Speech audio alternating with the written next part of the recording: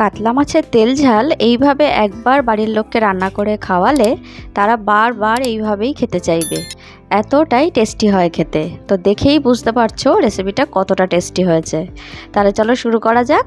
তো প্রথমেই দেখো একটা আমি পেস্ট তৈরি করব, তাই জন্য প্রথমেই আমি হলুদ রঙের সর্ষে বা সাদা সর্ষে 2 চামচ নিয়ে নিয়েছি, কালো সর্ষে নিয়েছি 1 চামচ, একটু সামান্য নুন আর একটা কাঁচা লঙ্কা দিয়ে দেখো একটা পেস্ট তৈরি করে নিয়েছি। এবার পেস্টটার মধ্যে আমি সামান্য একটু জল দিয়ে পাতলা করে নিয়েছি। তারপর সেটাকে আমি একটা বড় ছাঁকনির মধ্যে করে একটু ছেঁকে নিচ্ছি।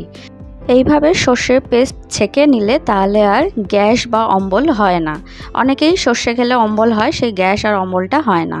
আর তার সঙ্গে অনেকেরই দেখবে তরকারিতে তেতো হয়ে যায়, তো সর্ষেটাকে এইভাবে ছেঁকে নিলে তরকারিটাও তেতো হয় না। এখানে দেখো আমি 4 পিস কাতলা মাছের পেটি ভালো করে ধুয়ে পরিষ্কার করে নিয়েছি। এইবারে এর মধ্যে আমি 1 টিস্পুন হলুদের গুঁড়ো দিয়ে দিলাম আর দিয়ে দিচ্ছি পরিমাণ মতো নুন। এইবারে নুন আর হলুদটাকে মাছের সঙ্গে খুব ভালোভাবে এপিট ওপিট মাখিয়ে নিতে হবে। খুব ভালো করে ধীরে সুস্থে আস্তে আস্তে করে মাখিয়ে নিতে হবে।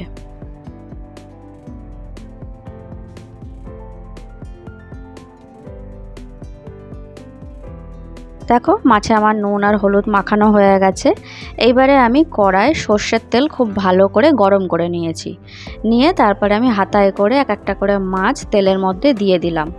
দিয়ে এইবারে আমি গ্যাসটা হাই করে ঢাকা দিয়ে দেবো। আর একটা পিঠ ভালোভাবে ভাজা হয়ে গেলে মিনিট 2 সময় নিয়ে ভাজতে হবে। ভাজা হয়ে গেলে আর একটা পিঠ আমি উল্টে দিচ্ছি।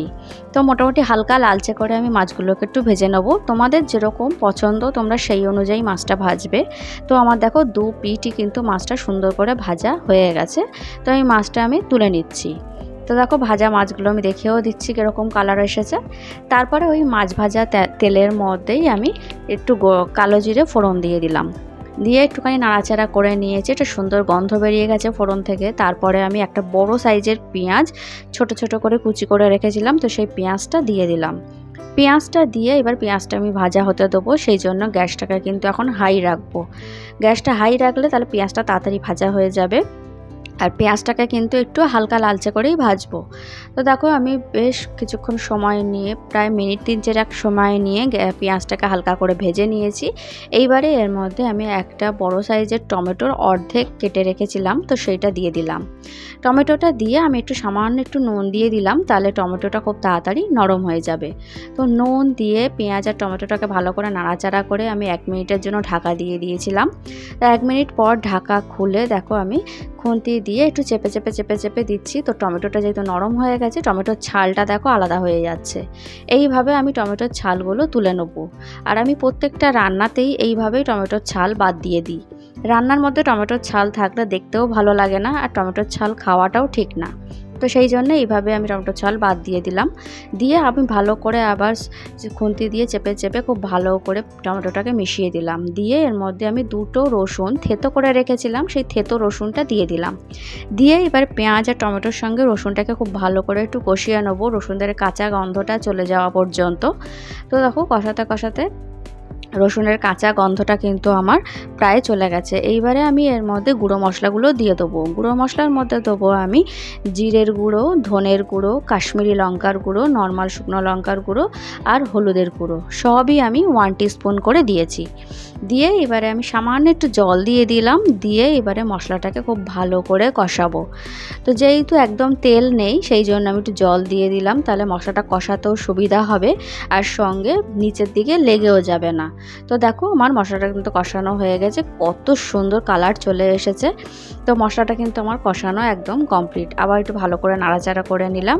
নিয়ে এইবারে এর মধ্যে আমি গ্রেভির জন্য পরিমাণ মতন জল দিয়ে দেবো। তবে এই রান্নাটা কিন্তু খুব বেশি ঝোল হবে না, হালকা ঝোল থাকবে, মানে হালকা গ্রেভি থাকবে। তো সেই জন্য আমি জলটা অল্পই দিয়েছি। তো জলটা দিয়ে ভালো করে নাড়াচাড়া করে নিয়ে আমি গ্রেভির জন্য পরিমাণ মতো নুন দিয়ে দিলাম। নুনটা দিয়ে ভালো করে নাড়াচাড়া করে নুনটাকে মিশিয়ে নিলাম। নিয়ে এইবারে আমি দেখো গ্রেভিটা ফুটে উঠেছে। এইবারে এর মধ্যে আমি ভাজা মাছগুলো একটা একটা করে দিয়ে দেবো।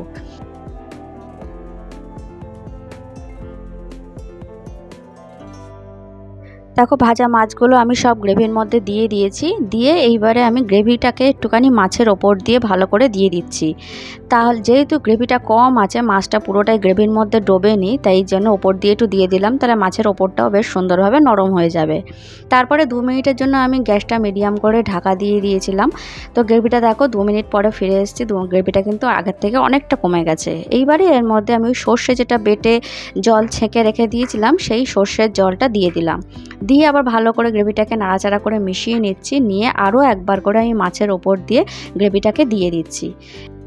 মাছটাকে এইভাবেই আমি 20 থেকে 30 সেকেন্ড মতন একটু ফুটিয়ে নেবো, গ্যাসটা মিডিয়াম রেখে। খুব বেশি ফোটানোর দরকার নেই, যেহেতু সর্ষে দেওয়া আছে তেতো হয়ে যাবে। তো 20 থেকে 30 সেকেন্ড একটু ফুটিয়ে নিয়ে আমি ওপর দিয়ে কাঁচা সর্ষের তেল ছড়িয়ে দিচ্ছি। দিয়ে একটুখানি নাড়াচাড়া করে সর্ষের তেলটাকে গ্রেভির সাথে মিশিয়ে দেবো, দিয়ে তারপরে আমি গ্যাস অফ করে দেবো। আর গ্যাস অফ করে আমি 2 মিনিট ঢাকা দিয়ে স্ট্যান্ডিং টাইমে রেখে দেবো। ব্যাস, তাহলেই কিন্তু আমার কাতলা মাছের তেল ঝাল একদম রেডি। অসম্ভব সুন্দর খেতে হয়। আমি খেয়েছি, সেই জন্যই তোমাদেরকে বলছি, এবং আমার হাজব্যান্ডকে খাইয়েছি, সেও বলেছে খেতে দারুণ হয়েছে। তো তাই জন্য একবার বলছি, অবশ্যই একবার এইভাবে ট্রাই করো, খুব ভালো লাগবে। গরম ভাত দিয়ে খেতে জাস্ট অসাধারণ লাগে এটা। তো যদি আমার ভিডিওটা ভালো লাগে তাহলে লাইক করে দিও, আমার চ্যানেলটা সাবস্ক্রাইব করে দিও। তাহলে আজকের মতন টাটা, দেখা হবে আবার নেক্সট ভিডিওতে। সবাই খুব ভালো থেকো।